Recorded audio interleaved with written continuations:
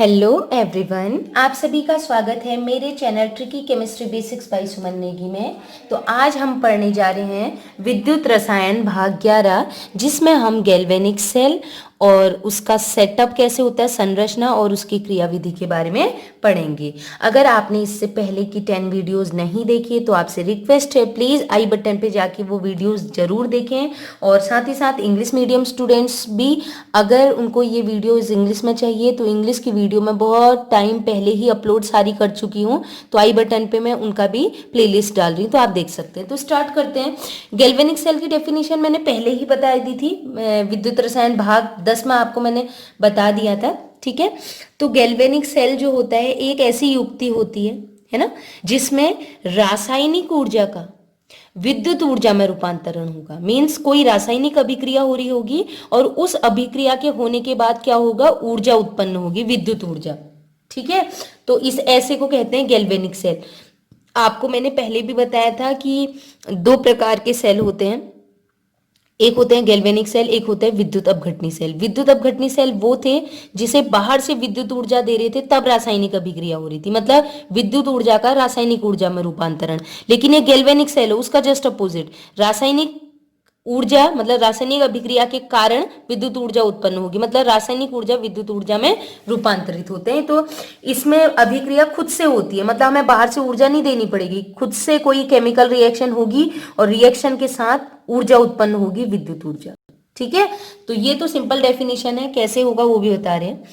तो थोड़ा सा बेसिक से मैं बता रही हूँ गैल्वेनिक सेल के निर्माण हेतु, ठीक है। आपको मैं सेटअप दिखाती हूँ। देखिए साइड में एक सेटअप आपको दिखाई दे रहा है, इसमें देखते जाइए जहां मैं बता रही हूँ, ठीक है। गैल्वेनिक सेल के निर्माण हेतु एक पात्र में, पहले एक की बात हो रही, एक पात्र में जिंक धातु की छड़ को, और ये छड़ क्या कहलाएगी, इलेक्ट्रोड। मैंने इससे पहले वाली वीडियोस में बताया है, ठीक है। धातु की छड़ को जब किसी विलयन में डुबो देते हैं तो वो इलेक्ट्रोड कहलाता है।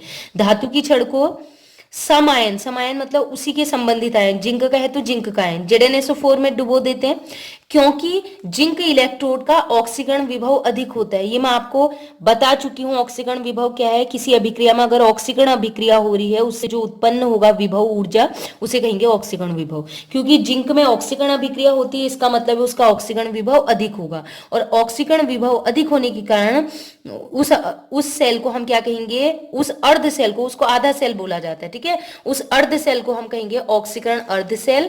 और यह ऑक्सीकरण अर्ध सेल क्या होता है, एनोड इलेक्ट्रोड होता है, और इसे ऋण चिन्ह से दिखाते हैं। और ऋण चिन्ह से इसलिए दिखाते हैं कि जब जिंक इलेक्ट्रॉन त्यागता है, ठीक है, Zn2 पॉजिटिव नीचे आ जाएंगे और सारे के सारे इलेक्ट्रॉन जो हैं वो कहाँ इकट्ठे हो जाएंगे, जिंक रॉड में। तो इलेक्ट्रोड कैसी हो गई, जिंक की धातु छड़ में सारे के सारे इलेक्ट्रॉन नेगेटिव जो है इकट्ठे हो गए, इस वजह से नेगेटिव चार्ज उत्पन्न होता है। समझ में आ गया ना। चलिए अब बात करते हैं दूसरे इलेक्ट्रोड की। एक दूसरे पात्र में कॉपर धातु की छड़ को उसी के समायन, समायन क्या है, कॉपर सल्फेट विलयन में डुबोया जाता है। अब कॉपर का ऑक्सीकरण विभव अगर देखें तो जिंक की तुलना में ऑक्सीकरण विभव कम होता है, ठीक है, कम होगा अगर ऑक्सीकरण विभव की बात करें। लेकिन अगर वैसे देखा अपचयन विभव की बात करें तो आपको पता है कि कॉपर में, कॉपर इलेक्ट्रोड वाले विलयन की बात करें तो वहां पर अपचयन अभिक्रिया हो रही है, ठीक है। अपचयन अभिक्रिया हो रही है तो इसका मतलब उसका अपचयन विभव अधिक है। तो अपचयन विभव अधिक होने के कारण उस सेल को, उस आधे सेल को हम कहेंगे अपचयन अर्ध सेल। और अपचयन अर्ध सेल जो होती है उस इलेक्ट्रोड को हम कहेंगे कैथोड, और इसे धन चिन्ह से प्रदर्शित करते हैं, ठीक है। इसका धनायन आने का रीजन है कि आपको पता है कि जितने भी Cu2 पॉजिटिव आयन है वो कॉपर में इकट्ठा होंगे, अभी बता रही हूं मैं। विलयन में जितने भी Cu2 पॉजिटिव आयन है वो इलेक्ट्रॉन ग्रहण करके ऊपर एकत्रित होंगे। तो Cu कौन से आयन एकत्रित हो रहे हैं वहां पर, Cu2 पॉजिटिव, पॉजिटिव चार्ज है, इसलिए कैथोड क्या होगा, पॉजिटिव चार्ज होता है, ठीक है।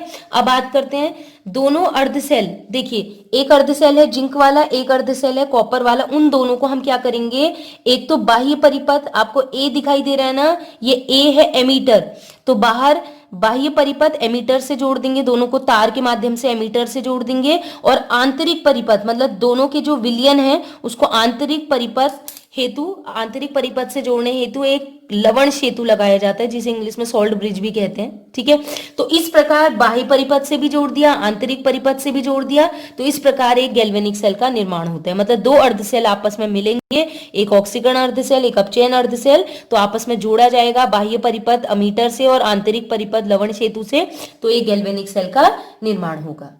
अब एक बार इसे भी देख लीजिए, तो जो डायग्राम मैंने बनाया है देखिएगा, जिंक की इलेक्ट्रोड है, इसको हम जिंक के विलयन ZnSO4 में डुबोया है।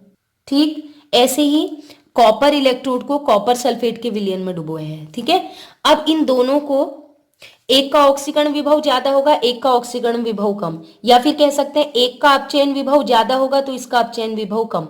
ये सब धीरे धीरे हम सीख रहे हैं। मतलब ये समझिए, जिसमें ऑक्सीकरण हो रहा है उसका ऑक्सीकरण विभव ज्यादा, तो इसके तुलना में अगर इसका ऑक्सीकरण विभव देखेंगे कम, इसलिए ऑक्सीकरण नहीं कर पा रहे। और इसकी अगर बात करें, अपचयन अभिक्रिया हो रही है तो इसका अपचयन विभव ज्यादा होगा।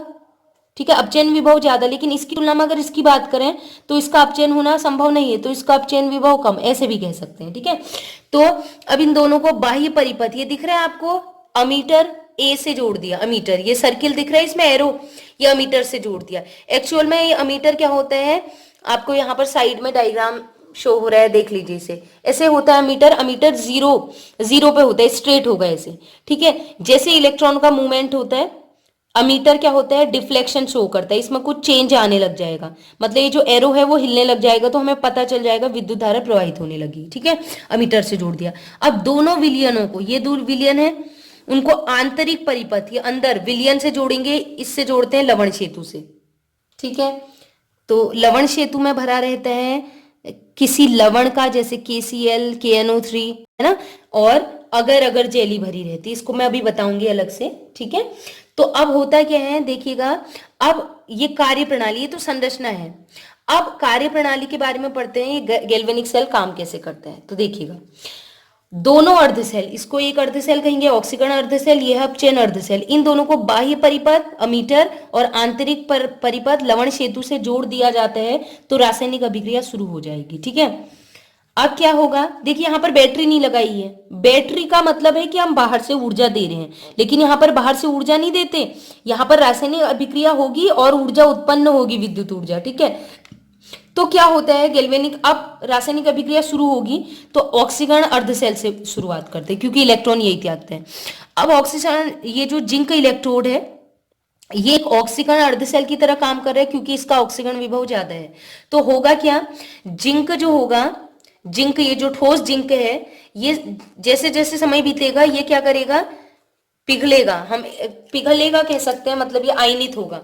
ठीक है, और आयनित होगा, तो आयनित होने पर ये क्या करेगा, जिंक जो है वो इलेक्ट्रॉन त्यागेगा, क्योंकि ऑक्सीकरण हो रहा है, तो 2 इलेक्ट्रॉन त्यागेगा और बदल जाएगा Zn2 पॉजिटिव में।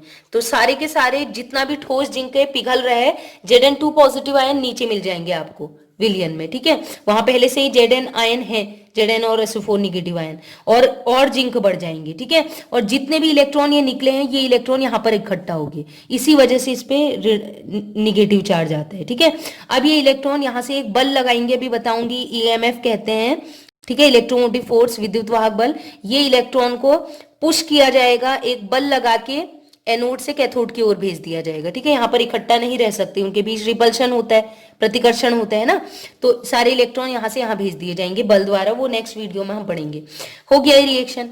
अब यहाँ से ये इलेक्ट्रॉन एमीटर को पार करते हुए, एमीटर से होते हुए कैथोड की ओर को जाएंगे। ठीक है, अब जब ये इलेक्ट्रॉन कैथोड की ओर को जाएंगे, ठीक है, तो ये जो एमीटर का पाठ्यांक है जो कि स्ट्रेट था 0 पर, ये क्या होगा, इलेक्ट्रॉनों की दिशा के जस्ट विपरीत। इलेक्ट्रॉन कहाँ को जा रहे हैं, इधर को जा रहे हैं ना, ये ऐसा स्ट्रेट है, इलेक्ट्रॉन जा रहे हैं इधर को, ऐसे जा रहे हैं इलेक्ट्रॉन। ठीक है, इलेक्ट्रॉन जा रहे हैं ऐसे, तो इसके विपरीत दिशा में, मतलब इधर की ओर को जाएगा, तो हमें पता चल जाएगा कि एमीटर जो है वो विद्युत धारा की दिशा को बताते हैं, जो कि इलेक्ट्रॉन के ठीक विपरीत है।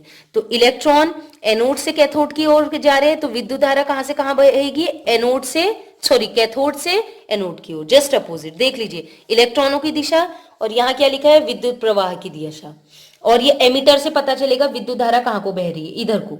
तो इलेक्ट्रॉन उसके जस्ट अपोजिट दिशा में जा रहे होंगे।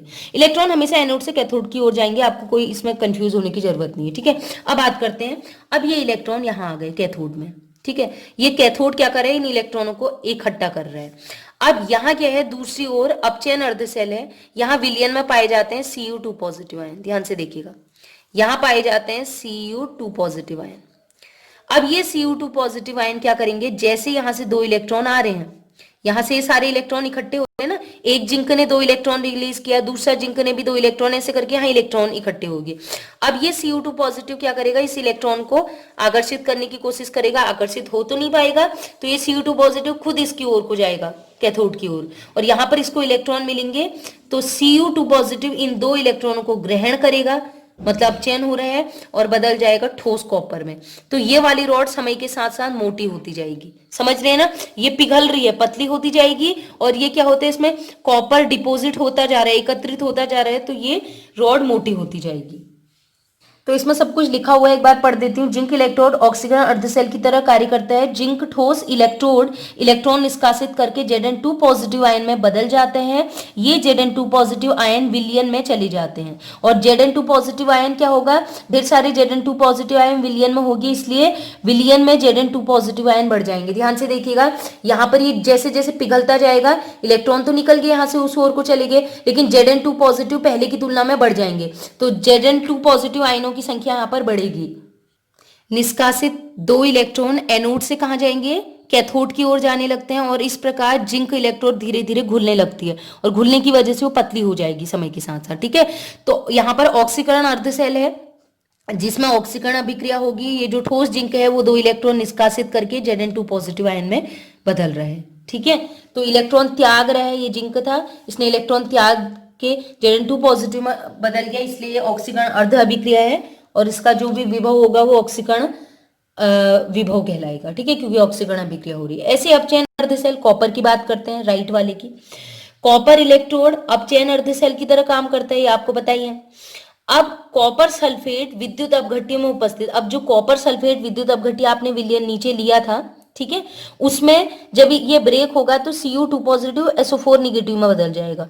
तो होगा क्या, जो ये Cu2 पॉजिटिव आयन है, इन्होंने देखा कि एनोड से कैथोड की ओर इलेक्ट्रॉन आए हैं, तो Cu2 पॉजिटिव चाहेगा कि वो दो इलेक्ट्रॉन मैं ग्रहण कर लूं, तो उसको ग्रहण करने के लिए Cu2 पॉजिटिव को जाना पड़ेगा उस कॉपर इलेक्ट्रोड की ओर, क्योंकि कॉपर इलेक्ट्रोड में कॉपर की जो छड़ है उसमें इलेक्ट्रॉन इकट्ठा हुए हैं, तो Cu2 पॉजिटिव जाएगा उस छड़ की ओर, उन दो इलेक्ट्रॉनों को ग्रहण करेगा और बदल जाएगा ठोस कॉपर में। तो धातु की छड़ पहले की तुलना में होगा, कॉपर इकट्ठा, ढेर सारे Cu2 पॉजिटिव इलेक्ट्रॉन ग्रहण करने के लिए कॉपर की ओर को जा रहे हैं, ठोस छड़ की ओर। तो ठोस छड़ जैसे जैसे कॉपर चिपकता जाएगा मोटी होती जाएगी, ठीक है।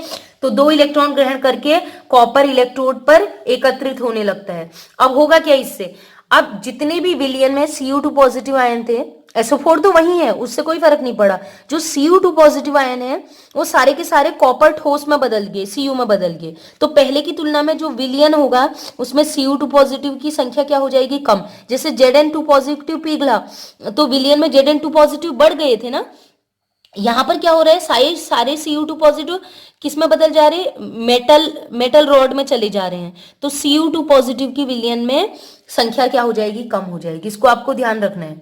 तो अपचयन अर्धसेल का एग्जांपल दे रखा, अपचयन अभिक्रिया हो रही है, मतलब Cu2 पॉजिटिव एनोड से जो कैथोड की ओर दो इलेक्ट्रॉन आ रहे हैं उसको ग्रहण करके ठोस कॉपर में बदल जा रहे हैं, इससे कॉपर की छड़ मोटी हो जा रही।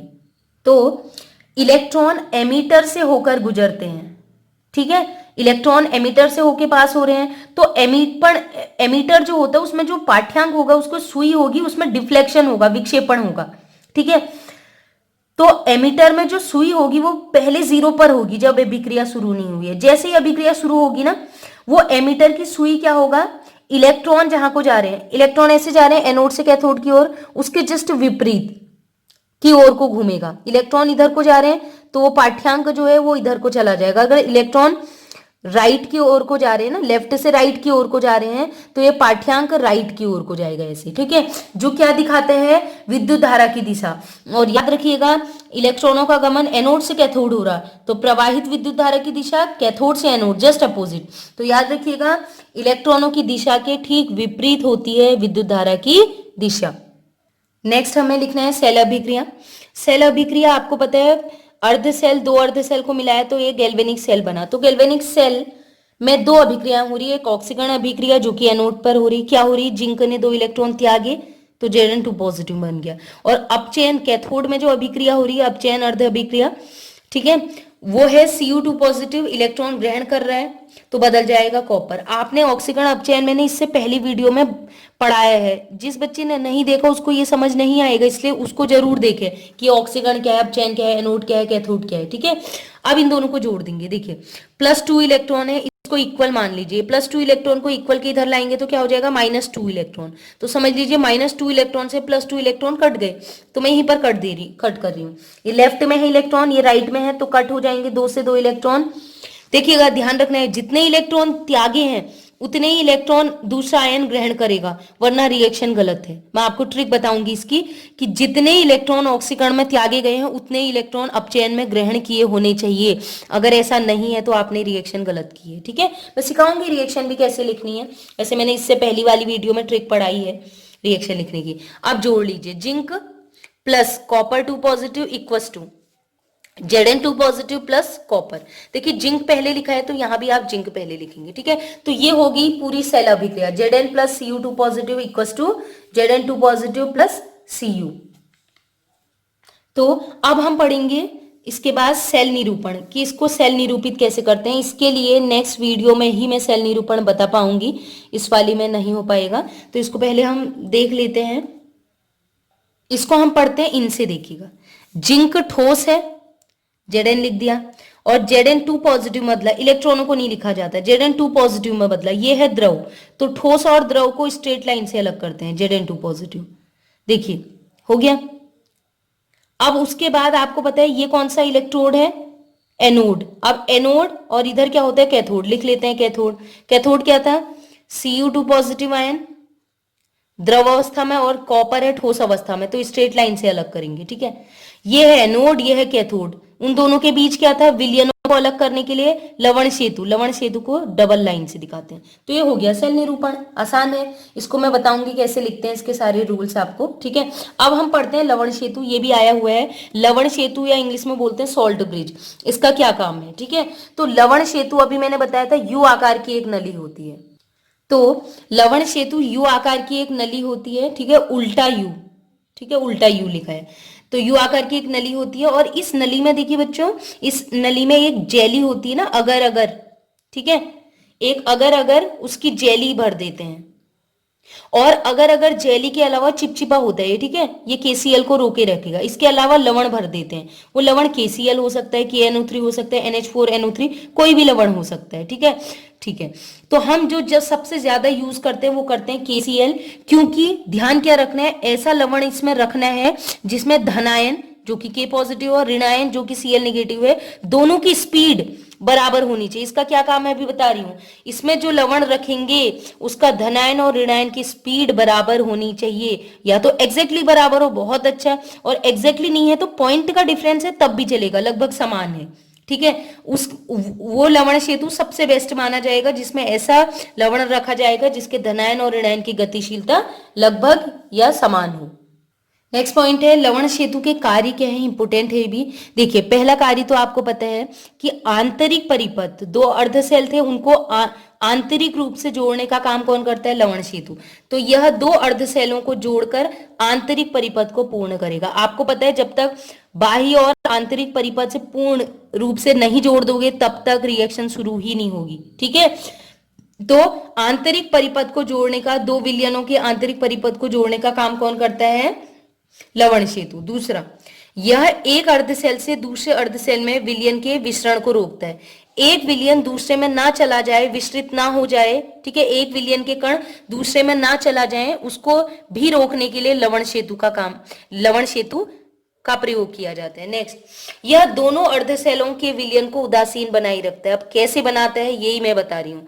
ये दोनों अर्धसेल जो होंगे, ऑक्सीकरण अर्धसेल और अपचयन अर्धसेल, उसको क्या करता है, उदासीन बनाता है। ये पॉइंट इसका मेन है, कैसे बनाते हैं बता रहे हैं, ठीक है, उसको मैं बता रही हूँ। इससे पहले एक पॉइंट इसका और है जो 12th स्टूडेंट को समझ नहीं आएगा, बीएससी और एमएससी में ही चलता है।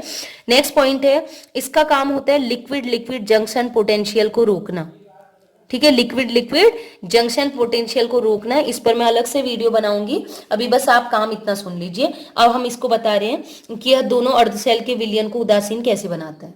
तो सपोज कीजिए ये आपको मैंने एनोड कैथोड इन दोनों को जोड़ दिया है मीटर से, आंतरिक परिपथ ये लवण सेतु से जोड़ दिया, ठीक है। अब ये जिंक पिघल रहा है, एक समय ले लेते हैं, कोई टाइम है, उस टाइम में मान लीजिए ये जिंक ने 4 आयन निष्कासित किए।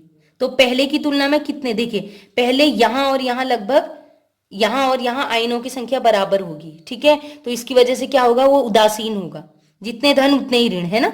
तो यहां पर इसने Zn2 positive 4 ion Zn2 positive के रिलीज किए, तो यहाँ पर धन आयन बढ़ जाएगा। पहले क्या थे, जितने Zn2 पॉजिटिव उतने SO4 निगेटिव, ZnSO4 रखा था ना, तो उदासीन था। अब विलयन में जब जिंक पिघला तो विलयन में Zn2 पॉजिटिव आयन बढ़ गए, तो SO4 तो नहीं बढ़े ना, SO4 तो उतने ही है, तो Zn2 पॉजिटिव आयन बढ़ गए। तो अब विलयन कैसा होता है, धनात्मक। तो अब तो गड़बड़ हो गया ना, हमें ओवरऑल उदासीन बनाना है विलयन, ठीक। अब वैसे अगर इसकी बात करें, यहां भी ऐसे एग्जांपल ले लेते हैं। तो मान लीजिए यहां पर Cu2 पॉजिटिव आयन थे, जितने Cu2 पॉजिटिव है उतने ही SO4 आयन है, ठीक है। अब होगा क्या, यहां पर Cu2 पॉजिटिव मान लीजिए 4 2 मान लीजिए, ठीक है, 2 Cu2 पॉजिटिव, केवल 2 एग्जांपल के लिए 2 Cu पॉजिटिव यहां चले गए, ठीक है, 2 कम हो गए ना। पहले मान लीजिए 10 थे, 10 Cu 10 SO4, अब 2 कम हो गए, 2 Cu ऊपर चले गए, तो बचे कितने, 8 पॉजिटिव बचे हैं Cu, और लेकिन SO4 कितने बचे हैं, 10। तो यहां पर अगर हम कहें तो एक्सेस अधिकता कौन से आयनों की हो जाएगी, SO4 निगेटिव की। इसको ध्यान से सुनिएगा, SO4 2 निगेटिव आयन यहाँ पर बहुत ज्यादा होगी, और यहाँ पर कितने आयन ज्यादा होगी, ये जो नए आए हैं कितने, 4 Zn2 पॉजिटिव, ठीक है। यहां पर हो गए Zn2 पॉजिटिव आयन ज्यादा, और यहां पर SO4 2 निगेटिव आयन ज्यादा, ठीक है। और कितने ज्यादा हुए हैं, 2 ज्यादा हुए हैं, यहां पर 4 ज्यादा हुए हैं, ठीक है। अब दोनों जगह अब कंडीशन क्या है, जितने SO4 हैं उतने ही Cu2 पॉजिटिव का होना भी जरूरी है। अब क्योंकि 2 SO4 निगेटिव ज्यादा हैं, तो हमें कुछ भी करके इन 2 SO4 जो ज्यादा हैं आयन उनको घटाना है, उदासीन बनाए, इन 2 SO4 को उदासीन बनाना है, बाकी सारे उदासीन है। क्योंकि 2 Cu कम हुए हैं तो इसका मतलब हुआ कि 2 Cu कम हो गए, क्योंकि कितने कॉपर और कितने सल्फेट थे, पहले 10 कॉपर थे, 10 सल्फेट थे, निगेटिव 2 निगेटिव और 2 पॉजिटिव। अब 10 में से कितने बचे, केवल 8 ही बचे, तो 8 कॉपर पॉजिटिव 8 SO4 को तो उदासीन बना देगा, एक्स्ट्रा कितने बचेंगे, 2 SO4। इन 2 SO4 को हमने उदासीन बनाना है, तो क्या होगा, यहां से K पॉजिटिव आयन जाएंगे। इन निगेटिव को उदासीन बनाने के लिए धन आवेशित आयन डालना पड़ेगा, तो ये धन आवेशित आयन यहां आएगा, और इसके साथ मिलके देखिए इससे एक बनता है कंपाउंड, वो भी मैं आपको बता दे रही हूं, इससे एक कंपाउंड बनता है K2SO4, ठीक है। तो एक SO4 के साथ 2 K जोड़ रहे हैं, ठीक है। तो कितने SO4 को उदासीन बनाने हैं, 2 SO4 को, तो एक SO4 को बनाते हैं 2 K पॉजिटिव उदासीन। तो अगर 2 SO4 है तो उदासीन बनाने, अगर मैंने ऐसे 2 SO4 बनाने तो K कितने लेने पड़ेंगे, 4, तो 4 K पॉजिटिव यहां जाएंगे, और वो K पॉजिटिव इनके साथ रिएक्ट करेंगे और बना देगा K2SO4। ठीक इसी प्रकार यहां देखिए, यहां कितने Zn2 पॉजिटिव आयन ज्यादा थे, 4, तो यहां से Cl निगेटिव आयन जाएंगे। अब पहले मैं बता दे रही हूं बनाएगा क्या, जैसे ही ये Cl निगेटिव के साथ रिएक्ट करेगा तो ये बनाते हैं ZnCl2। ध्यान से देखिएगा, Zn2 पॉजिटिव है तो ये भी 2 निगेटिव के साथ रिएक्ट करेगा, क्योंकि क्लोरीन पे एक ही निगेटिव है, तो कुछ भी करके हमें 2 निगेटिव लाना है, तो आगे संख्या 2 लिख देंगे, मतलब Zn जो है वो 2 Cl के साथ रिएक्ट कर रहे हैं। तो एक Zn2 पॉजिटिव को उदासीन बनाने के लिए 2 Cl चाहिए, तो 4 Zn को उदासीन बनाने के लिए कितने Cl चाहिए, 4 दूनी 8, तो 8 Cl निगेटिव यहां मूव करेंगे। समझ में आ गया ना। तो इसीलिए ये लवण सेतु लिया जाता है कि जैसे यहां विलयन में धनायन बढ़ जाते हैं, ठीक है, या फिर यहाँ ऋण आयन बढ़ जा रहे हैं तो इस विलयन को भी उदासीन करना है, कुछ भी करके इस विलयन को भी उदासीन करना है, वही वरना रिएक्शन सब गड़बड़ा जाएगी। ठीक है, इसलिए लवण सेतु लिया जाते हैं और लवण सेतु में जो आयन है वो तीव्र वेग के इसलिए होने चाहिए ताकि वो जल्दी से जल्दी यहाँ विलयन में जाए, यहाँ जाए और वो क्या करें, इन विलयनों को, इस विलयन को भी उदासीन कर दे, इस विलयन को भी उदासीन कर दे। तो आई होप आपको ये समझ में आ गया होगा कॉन्सेप्ट।